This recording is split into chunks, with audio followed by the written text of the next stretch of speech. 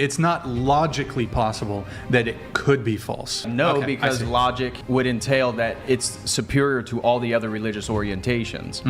I'm not going to let you put me in a hypothetical in which I could say that something that I truly, deeply believe to be true could be false. What's really kind of getting the views, it's orthodoxy, because we welcome the criticism. Sure. Kick the tires, debate us. We welcome it because we think that we have the superior position. O Lord of hosts, be with us, for we have none other help in times of adversity but Thee.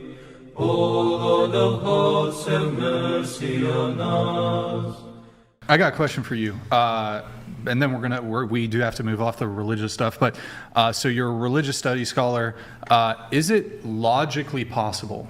And just I have very pro-Christian sentiments. I'm not stating anything like that this is the case, but is it logically possible that Christianity could be false? Well, I would argue if you utilize logic and you begin to analyze different systems, so obviously atheism is already out because a materialistic framework doesn't allow for objective epistemology and objective morality. They're all cultural constructions, so therefore relative and therefore they can change. So I'm not smart enough. Can you Okay. remember, I'm not you explain like I'm 5. All right. So then, well, you're asking me to defend a entire religious orientation, and that's going to take a few bigger words than maybe 2 syllables. But By the way, I'm not saying it is false. I'm just asking if logically it's possible that it could be.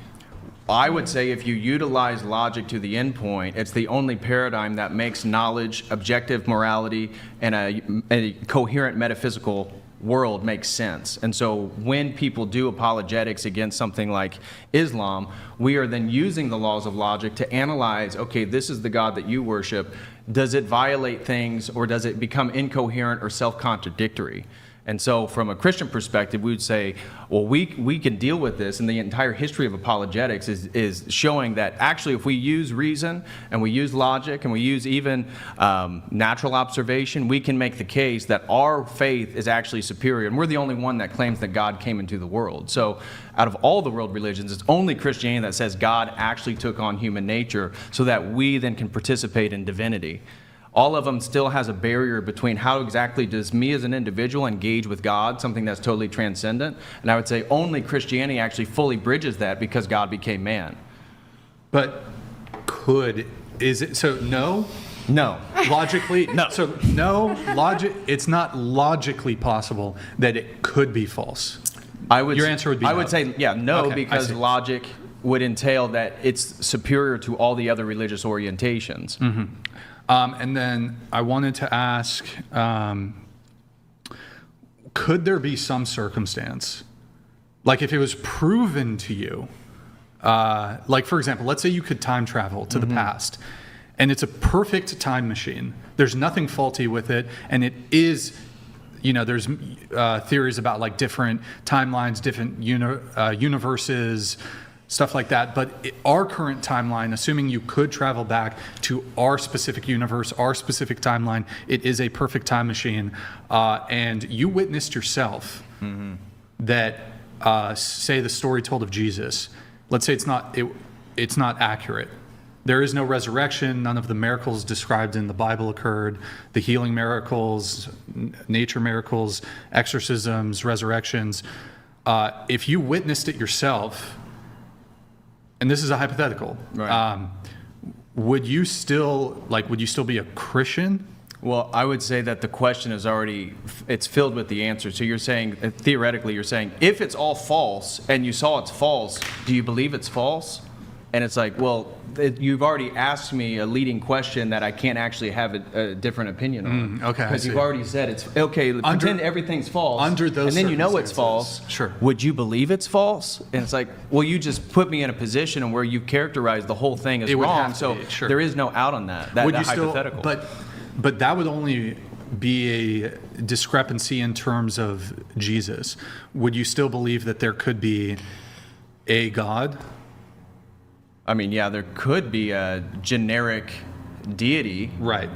But Yeah, I mean, obviously I'm Christian because I've kicked the tires. I think that's the difference between Christianity and some of these other systems, is that it welcomes criticism. And I think Orthodoxy in particular has a long history. It's a 2,000-year-old church founded by the apostles, split with Catholicism in 1054, and it's maintained that structure the whole time. And it now still exists in 2025 unchanged in many ways.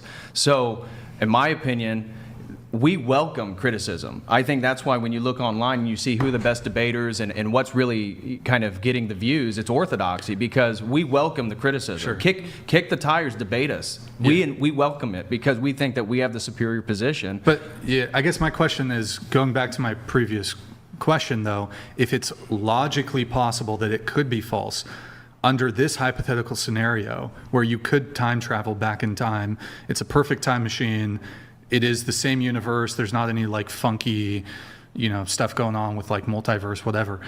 And, you saw with your own eyes, there was no, no resurrection, etc.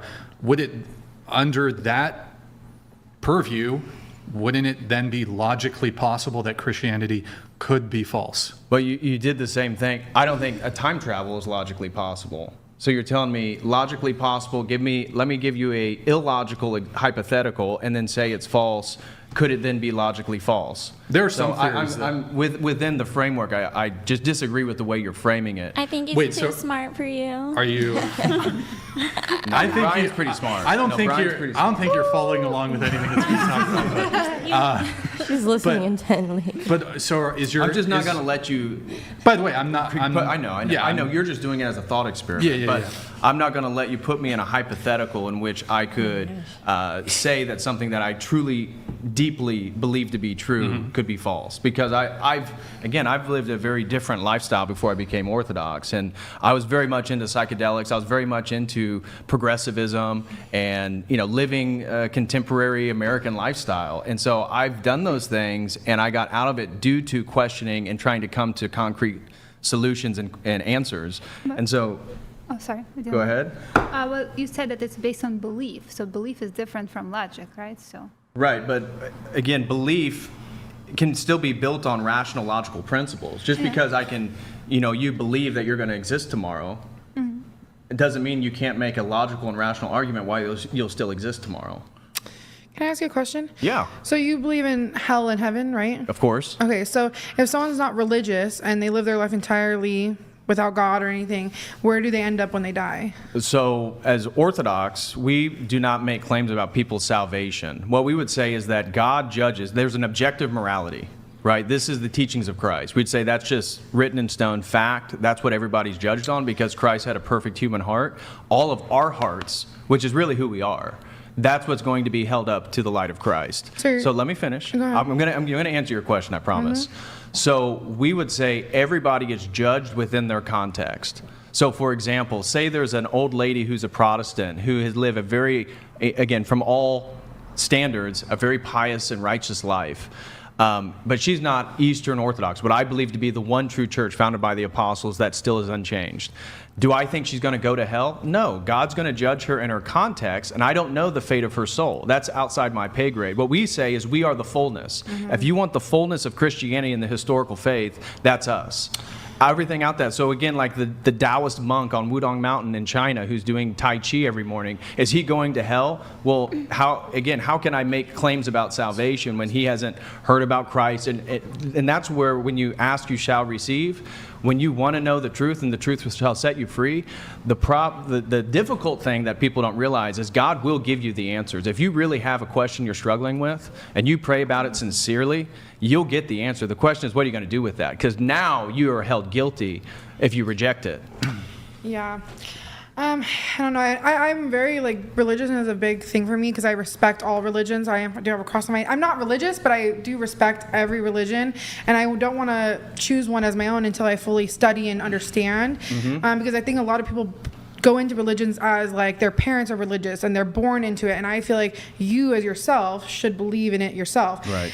But I also feel like the world is so crazy, like in the science world, right? Like how we're literally on a floating rock and all this stuff's happening. Like God to me can be real because everything else is unbelievable to me. Like how is all this stuff real that we can see? Actually, what's interesting to me? One of the very compelling arguments is the fine-tuning Yeah. argument. I actually think it's a strong argument for the potential existence of a God. So this idea that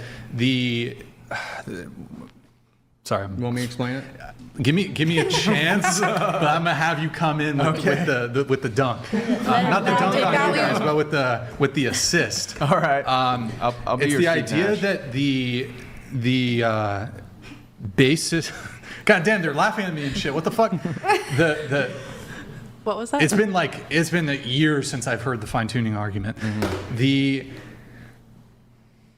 Fuck it. Okay, go ahead. Okay. So That's why I have it there. Yeah, the fine-tuning argument essentially, when you look at the cosmological situation that allows life to persist on the planet, it is so fine-tuned that if you changed any one thing, life couldn't exist. Like the But we're butterfly told that effect. the Big Bang, again, it was 13.8 billion. I think a year or two ago, they then upped it because there was statistical mathematical problems with the idea of just Darwinian macroevolution, which is total random selection. Actually, if you just did the statistics, that would not be enough time for all random possibilities to actually present us to the present moment. And so we saw that based on their cosmology, that the universe has now been upgraded. I think it was like 28 billion years is what they're arguing now. But the point is, the fine-tuning of life to exist on this planet is so precise that how could that possibly be totally random based on what we're told by secular cosmology? Yeah. That's what I was gonna say. I have a I had that question. in the back. It was. It was really got there. I have a question. So going back to what you said, like, where, you know, so you're Orthodox and like, if, like she said, if you're not religious, like, where would you go, right? Heaven or hell? And so, you know, this is like my best friend right here, Lindsay, and then, you know, we both do the same work. And she's one of like the best people that I know. And like, I'm a good person. So where do you think we're going? Well, based on what standard is a good person? So Like- again, my standard is Jesus Christ. Right. So that's the standard. Just in the day to day, like we are good Okay, people, well, but like you can what be we do for a job. you can be a really nice person. I won't even debate you on that. Maybe you are one of the nicest people, and maybe you're a really good friend. But again, day to day, how are you lining up with trying to strive to be like Jesus Christ? And that then calls into question like objective morality, objective ethics, these types of things. And I would never make a claim about you particular, but we can certainly make claims about behaviors, right? So Christianity, this is where I get like this feminized Christianity where you can't criticize behavior is ridiculous. Like, that is not what Christ did in the gospel. They cherry pick a quote here that says, oh, well, you know, he said just love everybody. Well, that's not what the gospel says. The gospel is very clear on what things we should and shouldn't do. And so when somebody transgresses those behaviors, you can call them out. Doesn't mean you then claim what their salvation is or the state of their soul or the interiority of who they are as a person. We can't know those things. Only God does. But with what you've been given and the knowledge that you have, you will be judged. And St. Paul says the law has already been written on your heart. So deep down, this is where, you know, even if somebody never heard of Jesus, and maybe they live in a tribe down in the Amazon, but they participate in cannibalism and human like those things are just naturally violent. You have to be desensitized to those things for them to become normal. And so that's because God's already written morality on our heart. We know it, and that's why we try to preserve innocence in children and women, because they're closer to that structure and they can feel when it's transgressed. But when you violate the purity and you get rid of the purity, you're so desensitized to things that you can't feel like when actually transgressions occur. Yeah, and that's what's happening now is we have so many women who have been affected negatively physically from men and children as well. You expect them to be able to grow up and still abide by the same morals that did not protect them. So like where are those examples set? I'm not in favor of defending any man that violates a woman or a child in a sexual manner. I think we should have, especially children. I'm not against capital punishment. I mean, those people need to be, like, that is a sickness. That is, and Christ says, like, those people deserve a millstone. Do you think like, what you did we not do is a sickness? I think that it's a sickness in regards to society. I'm not going to make a claim about you two as individual people. I don't know your lives. I don't know your context. Again, I don't know the interior of your life. God does, though. And you guys know that God does. And so If you feel convicted about things, that's the Holy Spirit. And I do believe that the more you sin, the more the Holy Spirit leaves you. I mean, as an Orthodox Christian, we believe in these uncreated energies. So things like love, truth, logic, mercy, compassion, honor. We believe these are actual energies from God. And that's how we engage with Him directly. Like directly, there's no media. It's if I am loving and compassionate and I'm led by logic and reason and I'm pursuing truth, like I am moving towards Christ. And so the more we participate in sin, the more we dissipate those energies in us. And that's why sin is death, because without God's energies, how could you live? God sustains all life. He is the source of life. That's actually another uncreated energy. So if God's energy are totally abased and absent within you, you are filled with death. And that's what sin is. It's interesting. Well, what? Wait, I have a question for you. Would it be, so there's certain advancements in technology. I've heard of this thing called cryonics, where essentially, because for example, the point of death, at least from a medical context, has kind of shifted over time. For example, if somebody's stopped breathing, that doesn't actually necessarily mean, like perhaps historically, if they stopped breathing, doesn't necessarily mean that they have actually died, for example. Like they could have, I don't know, some medical thing could have happened, and now we're able to keep people alive. I think typically now it's when there's brain death is when I think the medical community considers it actual death. With cryonics, essentially what they're doing is upon death, they freeze the person. They like inject them with some stuff, and then they freeze them and keep them in this sort of frozen state, with the hopes that currently there's no such technology to revive people, but perhaps in the future there will be. Our view of what is death perhaps could change through means of technology. But I have a sense, perhaps under the Christian worldview, that this would be some sort of, I don't know, maybe it's a blasphemy or something, to essentially keep people iced on ice, and then one day when the technology would allow for it, to revive them.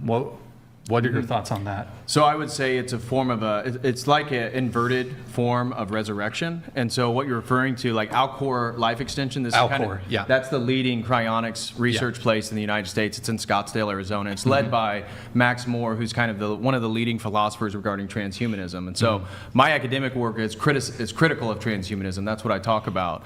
And I view it as a satanic inversion of Christianity. This idea that you will become God, or you unite with God through the machine, and which is the AI, which is the sentient AI and the singularity that they're waiting for. And so when you're talking about these cryonics, like Bill Gates has already purchased his cryonics. And so really big billionaires and tech moguls are going to Alcor, and right before they die, as Brian said, they get put in extremely low temperatures to preserve their body. And the hope is, in the future, we're going to have the ability to replace their biological parts with synthetic parts and bring them back to life. I personally think it's philosophically flawed, because I don't believe that you can exchange neurons with the hardware of an AI system, and that you preserve the same person. It has to do with their philosophy on what actually the person is. And they believe as long as the functions, it's called functionalism, it's a theory of mind, that if, for example, your computer, you can do 2 + 2 = 4, the computer can do that. I can do it in my head. Functionalism said, well, then they're equal in their sense of capacity. And so the way that they're defining sentient AI is, as long as it can do the functions that a human can do, then it's equivalent in their worldview. And I just don't believe, because I believe that we're made in the image of God, that even the possibility of the resurrection through cryonics that they proselytize, I view it as a form of Satanism, that it's kind of locking people into this anticipation and this false worldview that they can actually be preserved and they can live forever. This is the whole narrative of the singularity and transhumanism. Got it.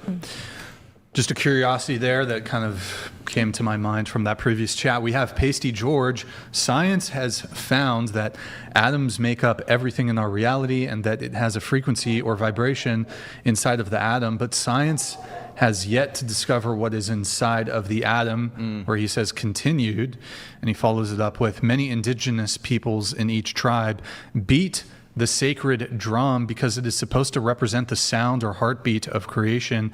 How did they know about the atom? By the way, Pacey George is our resident Canadian First Nations individual. And I think last show, or maybe it was the show before, they granted me an honorary tribal name. Wow. It was called Walks with Burritos, I think. Or what was it? Squatting dog? No, what was it? What was my name? Burrito Walker? Walks with Burritos? Oh, that's terrible. Okay. I actually have a burrito in the refrigerator. So, Pacey George, if you do champagne pop, I'll eat the burrito on stream. I don't know were you wanting to weigh in on the atom thing, or I don't know if there's I mean, in regards to, I would totally agree. As an Orthodox Christian, just Christian in general, Christ is the Word. In Greek, that's the Logos, which has more of a context than just like the spoken word, but He is the Word of God. And so we do believe that God spoke the world into existence, and that language actually has a supernatural power. This is something that differentiates us from animals. Animals can communicate. They do not have higher order language. This is a unique phenomenon to us as humans. And so I would say this is an ability that we participate in God, that co-creation demands the ability to use language. And so when he's talking about something like cymatics, that's kind of what he's getting at, is that sound itself has sacred geometrical patterns, and that the structure of reality are actually tied with like an undergirding vibration. In Hinduism or the Vedic tradition, Buddhism, they talk about Om. And so this concords with a Christian worldview because Christ is the Word. He speaks the world into existence. All right. We have Red Fox here. Thank you for the super chat, Red Fox. Dr. David Patrick Harry, you already helped so many, me included. I pray that the women hear the message and understand you actually venerate women. Question, does your back hurt since you have been doing the heavy lifting this weekend? Christ is King. That's why I work out, Red Fox. I do appreciate it, though. God bless, brother.